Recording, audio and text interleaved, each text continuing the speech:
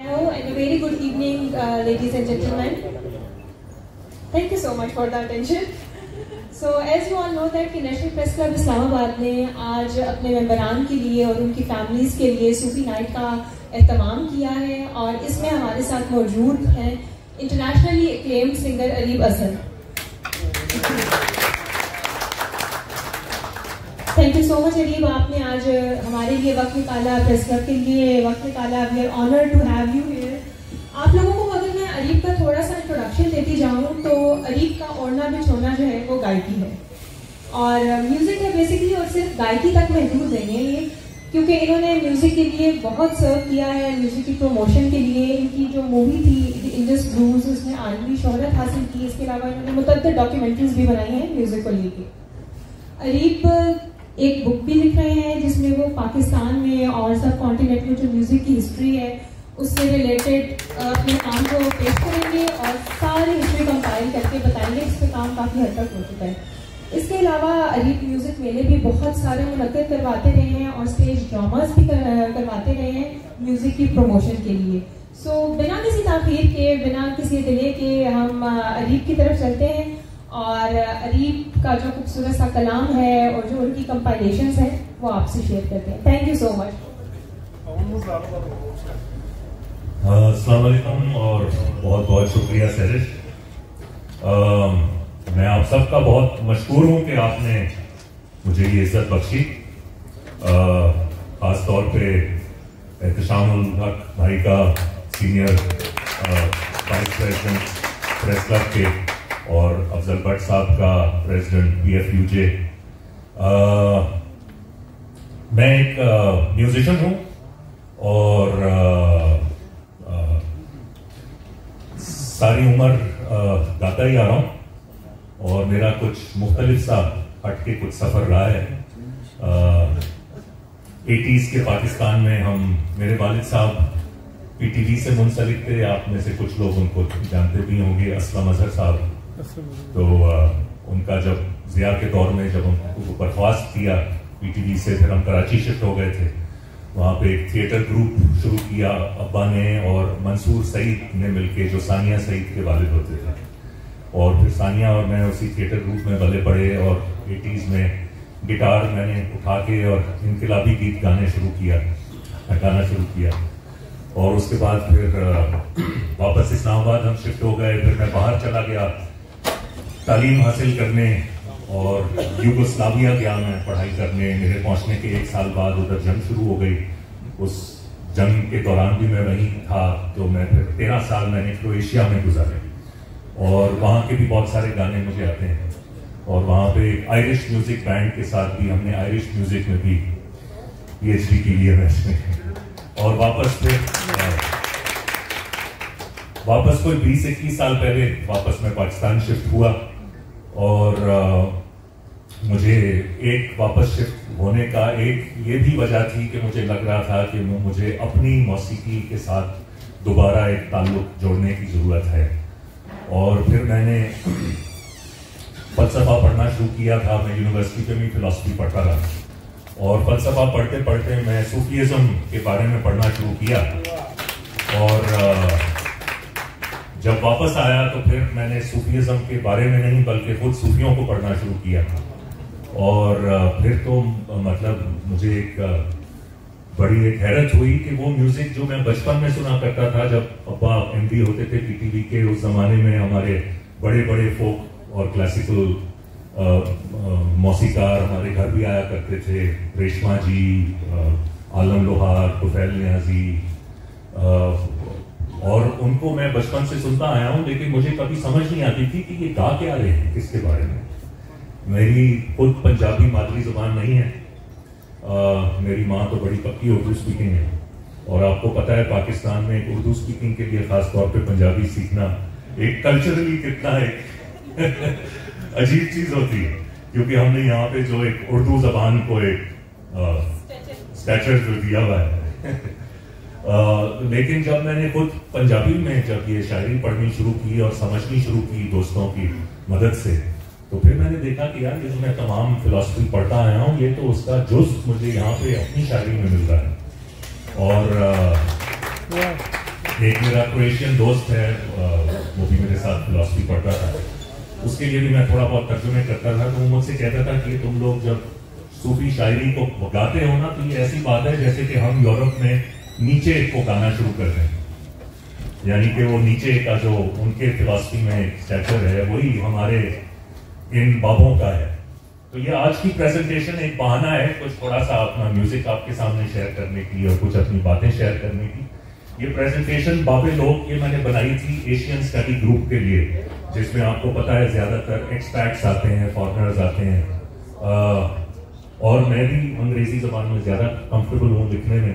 تو یہ میں نے ایک انگریزی میں پریزنٹیشن تیار کی تھی جس میں جو ہمارے 8 بڑے شعراء ہیں, اور بھی ہیں بہت ہیں, لیکن یہ جو مین جن کے نام سامنے نمایاں ہوتے ہیں, بابا فرید سے لے کے میاں محمد بخش صاحب تک, تو ان کے بارے میں تھوڑا تھوڑا ذکر ہے اور ان کی کچھ شاعری آپ کے سامنے میں پیش کرتا ہوں. سو اس کا نام رکھا ہے بابے لوگ, The Great Mystic Poets of Punjab. یہ تھوڑی سی میں نے گوروں کے لیے تاریخ لکھی تھی کہ Punjab, the land of 5 rivers, has been a crucible for culture, philosophy and poetry. Punjab کا تو آپ کو پتا ہے معنی کیا ہیں. شاید آپ میں سے کم لوگوں کو پتا ہوگا کہ اس پورے خطے کا سب سے پرانا نام جو تھا وہ تھا سپتا سندھوا, جو کہ رک ویدا میں جس کا ذکر ہوا ہے. اور سپتا سندھوا یعنی کہ 7 دریا, کیونکہ سنسکرت زبان میں سندھو کہتے تھے دریا کو, اور ان میں یہ پنجاب کے 5 دریا, دریائے سندھ, اور 7واں کہتے ہیں کہ ہاکڑا سرسوتی جس کو کہتے تھے, شاید وہ تھا. اور پھر باقی دریاؤں کے الگ الگ نام پڑھتے گئے, لیکن جو سب سے بڑا دریا تھا اس کا سندھو ہی اس کو کہلاتے تھے لوگ. تو آج تک اس کا نام دریائے سندھو سے ہندوازم, انڈیا. تو یہ کتنی عجیب بات میں اپنے باہر کے دوستوں کو بتاتا ہوں کہ انڈیا کا نام دریائے سندھ سے پڑا ہے, جو کہ پاکستان کے بیچوں بیچ میں بہتا ہے آج. جی اچھا, یہ میرا تعارف تو آپ سن ہی چکے ہیں, آگے چلتے ہیں. سو یہ میں ظاہر ہے یہاں پہ آپ میں سے بہت سارے لوگ مجھ سے زیادہ جانتے ہیں اور مجھ سے زیادہ پنجابی اچھی بولتے بھی ہیں اور پنجابی شاعری سے واقف بھی ہیں. تو یہ بہرحال یہ میں نے کچھ صوفی کو سمجھانے کے لیے کہ صوفی ہوتا کیا ہے. تو صوفی جیسا کہ آپ کو پتا ہے اس میں مختلف تھیوریز ہیں کہ یہ لفظ کہاں سے آیا. کچھ لوگوں کا خیال ہے کہ یہ صوف جو ہے یہ عربی میں اون کو کہتے تھے, کیونکہ جو اس زمانے کے جو درویش تھے وہ اونی لباس پہنتے تھے, تو اس سے جو ہے صوفی کا نام نکلا. کچھ لوگوں کا خیال ہے کہ یہ اہل صفا سے نکلا, پیپل آف دا بینچ, اہل صفا جو کہ سب سے قریب کمپینینز تھے رسول پاک کے. اور کچھ لوگوں کا خیال ہے کہ اس لفظ کا وہی روٹ ہے جو کہ گریک صوفیا کے لفظ کا روٹ ہے, یعنی کہ وزڈم. صوفیا سے ہی لفظ فلسفیا وہیں سے نکلا ہے, love for wisdom, love for Sophia. لیکن اس کا جو جزو ہے وہ اس کے نیچے لکھا ہوا تھا, وہ ہے وحدت الوجود, یعنی کہ the unity of existence. اور یہ میں سمجھتا ہوں کہ آج کل کی دنیا میں خاص طور پہ اس پیغام کی اتنی سخت ضرورت ہے, اس لیے کیونکہ آج کی ہم دنیا میں دیکھ رہے ہیں کہ مذہب کو لے کے کس طریقے سے لوگوں میں تفریق پیدا کی جا رہی ہے, چاہے وہ زائنسٹ ہوں یا چاہے وہ کرسچن ایونجلسٹ ہوں یا چاہے وہ ہمارے کٹر نظر لوگ ہوں یا چاہے وہ ہندوتوا والے کچھ کٹر نظر لوگ ہوں. لیکن میں سمجھتا ہوں, اور جو میں نے جو صوفی شاعری پڑھی اس سے مجھے یہی سمجھ آیا کہ یہ ایک دائرے کی طرح ہے جس کا مرکز جو ہے وہ ہے حقیقت یا خدا, اور اس دائرے میں سے مختلف سپوکس, مختلف راستے جو ہیں وہ بیچ میں اس دائرے کو جوڑ رہے ہیں, جیسے کہ ایک سائیکل کا پہیہ ہوتا ہے. اور یہ مختلف جو راستے ہیں یہ کلچرز ہیں, یہ مذاہب ہیں, یہ طریقے ہیں. اب مزے کی بات یہ ہے اس مفروضے میں کہ آپ جس بھی رخ سے اگر آپ اپنے مرکز کی طرف چل رہے ہوں, جتنا آپ اپنے مرکز سے زیادہ قریب ہوتے ہیں اتنا آپ کو باقی طریقے بھی نزدیک نظر آنا شروع ہوتے ہیں، اور آپ ان میں وہی چیز ڈھونڈ رہے ہوتے ہو. آپ کہتے ہیں اچھا ہم کہتے ہیں بھگوان تو وہ کہتے ہیں، ہم کہتے ہیں رحمان تو وہ کہتے ہیں بھگوان، تو ہماری زبان میں یہ ہے، ان کی زبان میں یہ ہے، لیکن معنی ایک ہی ہیں. اور جتنا آپ اس سے دور ہوتے ہیں آپ کو پھر ہر چیز میں دوری نظر آتی ہے اور آپ کو ہر چیز میں شرک نظر آتا ہے. جی شروع ظاہر ہے باتیں لوگ پنجاب، ظاہر ہے کہ پنجاب کے ہی شعراء ہیں. ہمارے پورے پاکستان میں اپنا ویسے تو سچل سرمست بھی ہیں، شاد لطیف بھٹائی بھی ہیں، رحمان بابا بھی ہیں، مست توکلی بھی ہیں، لیکن یہ جو ہے پنجاب کے شعراء کے بارے میں پریزنٹیشن ہے. تو پنجابی صرف پنجاب میں صوفیزم تو ظاہر ہے داتا گنج بخش کے زمانے سے، علی حجویری کے زمانے سے شروع ہو چکا تھا، لیکن جو شاعری ہے اور جو کلام ہے پنجابی کا وہ بابا فرید سے شروع ہوتا ہے. بلکہ ہم کہہ سکتے ہیں کہ پنجابی زبان کی جو پہلی ہمارے پاس تاریخی ریکارڈ ہے وہ بابا فرید کی شاعری میں ہے. تو آپ کہہ سکتے ہیں کہ پنجابی زبان ہی جو ہے وہ ریکارڈ ہونا شروع ہوتی ہے بابا فرید کے زمانے سے. فرید الدین جن کا لقب تھا گنج شکر، ٹریجر آف سویٹنس، 13ویں صدی میں یہ رہتے تھے، جو یہ اسلامک گولڈن ایج کا پیریڈ جو سمجھا جاتا ہے. اسلامک گولڈن ایج جیسا کہ آپ جانتے ہیں کوئی 8ویں صدی سے لے کے 13ویں صدی تک چلا تھا، اور یہ وہ زمانہ تھا جس نے اتنے سارے فلاسفرز، لنگوسٹ، سائنٹسٹ دنیا کو دیے. ابن سینا، البیرونی، الخوارزمی، الرازی، ابن ہیشم، اور یہ وہ لوگ تھے جنہوں نے میتھمیٹکس، کیمسٹری، فزکس کی بنیاد رکھی، اور جنہوں نے ہم کہہ سکتے ہیں کہ یورپین رینیسانس کا جو سورس لٹریچر تھا وہ انہوں نے تشکیل دیا. اور جو یورپین رینیسانس کے جو لوگ تھے، گیلیلیو، جورڈانو برونو، کوپرنیکس، وہ ان کے حوالے دیتے ہیں اپنی کتابوں میں کہ ہم نے ان سے سیکھا، اور پھر انہوں نے ان کی تعلیمات کو لے کے آگے بڑھایا. تو یہ ایک ایسا دور تھا اسلامک تہذیب میں جس میں کریٹیکل تھنکنگ، جس میں آزاد سوچ رکھنا اور سوالات کرنا اور تنقیدی نظر سے چیزوں کا پرچار کرنا نہ صرف برا نہیں سمجھا جاتا تھا بلکہ اس کو انکریج کیا جاتا تھا. اور اسی لیے اس دور میں اسلامک تہذیب میں سے اتنے بڑے بڑے نام نکلے.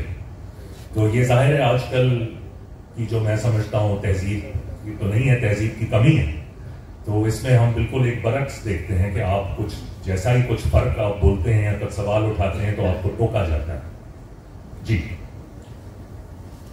تو بابا فرید جو تھے ان کا چشتیہ سلسلے سے تعلق تھا. یہ چشتیہ سلسلہ جو معین الدین چشتی سے اگر ہم شروع کریں، اس کے بعد قطب الدین بختیار کاکی، اور ان کے پھر مرید تھے بابا فرید گنج شکر، اور وہ خود مرشد تھے نظام الدین اولیاء کے. جان دلچسپ بات کہ جو لنگر ہے جو کہ آج کل ہمارے سکھ بھائی بہت زیادہ اس کو استعمال کرتے ہیں، لیکن ہمارے بھی کلچر میں ہے کہ ہر مزار میں آپ جائیں تو وہ لنگر کا ایک کانسیپٹ ہے. یہ بھی بابا فرید کے زمانے سے شروع ہوا. یہ بابا فرید نے اس کی روایت رکھی اور بعد میں سکھوں نے اس کو پھر اپنایا. اور جیسا کہ آپ جانتے ہیں گرو گرانتھ صاحب میں بابا فرید کے کئی اشلوک نظمیں ان کی شامل ہیں. لنگر کے معنی جو ہیں وہ تو ایک تو ہم جہاز کا لنگر بھی کہتے ہیں نا، جہاز کا لنگر، اور اس سے بھی اس کے پرانے ایک معنی ہیں حل، جس کا جو آپ حل کی جو پرانی شکل ہوتی تھی اس کو لنگر کہتے تھے. اور کیونکہ وہ پانی کے جہاز کے اینکر کی شکل بھی اسی کی طرح ہوتی تھی تو اس کا بھی نام لنگر پڑ گیا.